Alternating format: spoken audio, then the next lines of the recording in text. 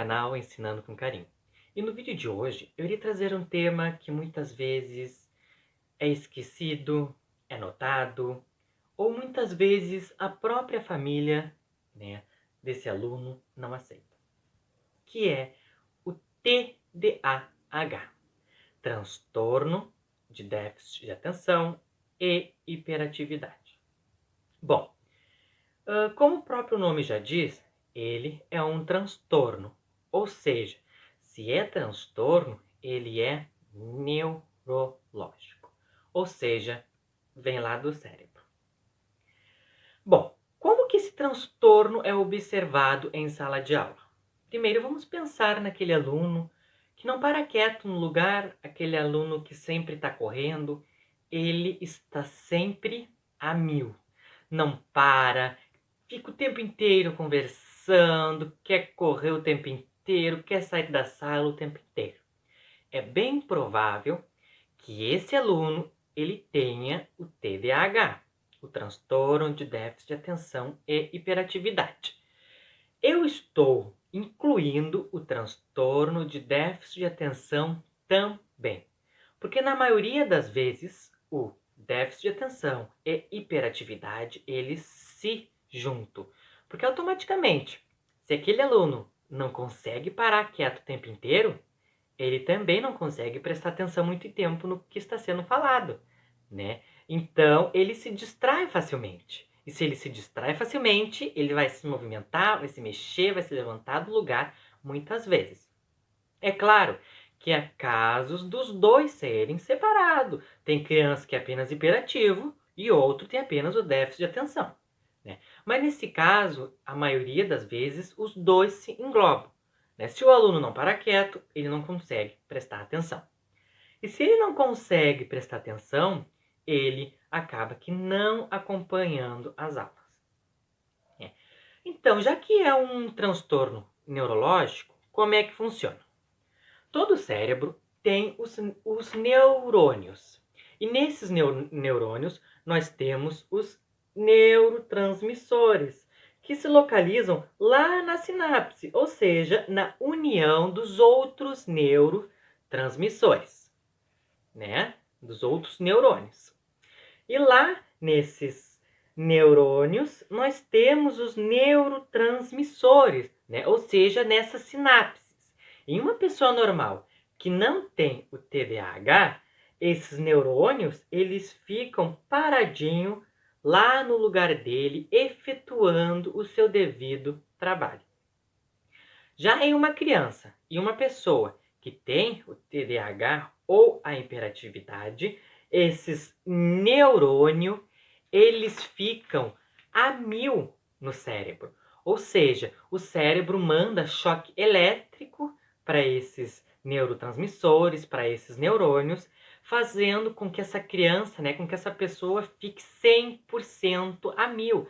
São choques elétricos lá no cérebro, né? Então, é algo lá do cérebro neurológico, que muitas vezes a gente acaba culpando essa criança por não parar quieta, né? Ou até mesmo em casa o pai xinga, mas meu filho, tu não para quieto, o que aconteceu contigo, né?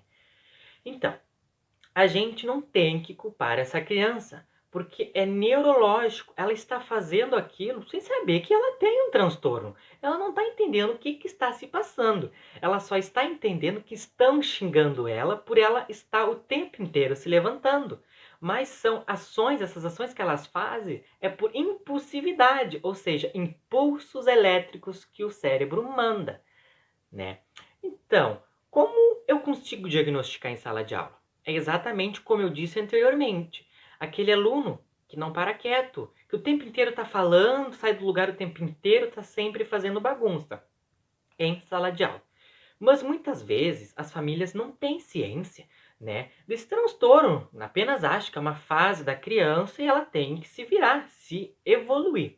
Só que não é assim que funciona. É um transtorno e ele exige um cuidado sim.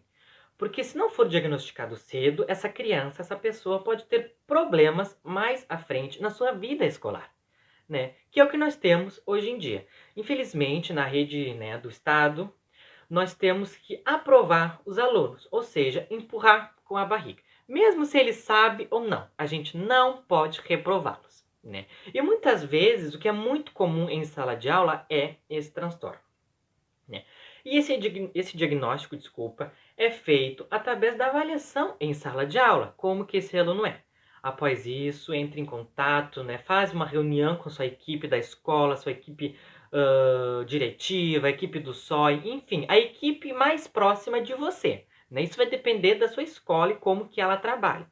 E conversa sobre esse aluno, sobre fazer uma reunião com os pais e conversar, né? E pedir para que essa família leve o aluno ao médico, faça um exame neurológico, porque o TDAH é um exame que se necessita para ser detectado com neurologia, com a neurologia com o neuro, tá? Então, após esse diagnóstico, o médico vai dar um CID e ele sim vai poder, a partir desse CID, ser medicado. Ou seja, o medicamento mais comum hoje em dia para o TDAH é a Ritalina. Mas como que ela funciona? Muito simples. Como eu já disse anteriormente, né, esses neurotransmissores, eles ficam a 1000, ó, a 1000 lá no cérebro da criança que tem TDAH. Eles fervem lá. Então, o que que acontece? Entra a Ritalina, que pega esses neurotransmissores e colocam ele no seu devido lugar, fazendo com que a criança, a pessoa, né, consiga se concentrar por um determinado tempo. Por que que eu digo isso? Porque tem um tempo limite que cada medicação faz efeito, né? Isso vai depender da sua miligrama da Ritalina. E a partir, né, dessas ações dessa criança, desse aluno, pode surgir a agressividade.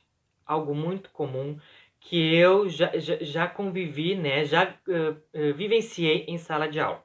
Eu tive alunos que tinham TDAH, que além de não parar quieto no lugar, eles eram agressivos, respondiam, né? E depois de muita conversa, depois de muito diagnóstico feito em sala de aula, no diagnóstico avaliativo, né?